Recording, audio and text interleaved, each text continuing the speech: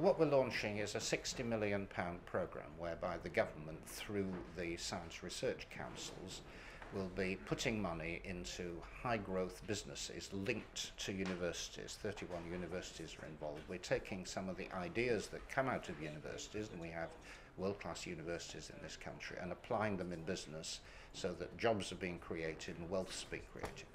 And this money will give people the opportunity to actually find the time and find the resources to be able to work together with people from industry, with people from academia, to make those ideas work. It's a really exciting initiative. It provides a unique opportunity for us to get ourselves back up in the economic powerhouses of the world and to make a difference, which is what we in universities want to do for people, for our economy and for academics. Any funding that helps make connections from one direction to the other, both from universities into practice and then vice versa, is going to facilitate a greater amount of really good application of research and science. What we're increasingly realising is that wealth creation, business, depends on new ideas. Many of these new ideas come out of universities, but the jump between doing academic research and running a successful business is a difficult. So we call this the valley of death.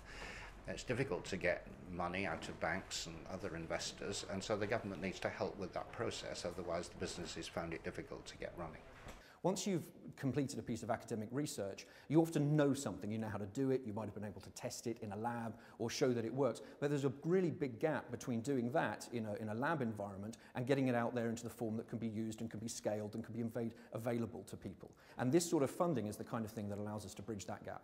The hope is that Britain's world-class universities will provide a source of growth and stimulus to the British economy, because we have some very, very brainy people doing very, very clever things. And what we want to do is to turn that into jobs in the real economy.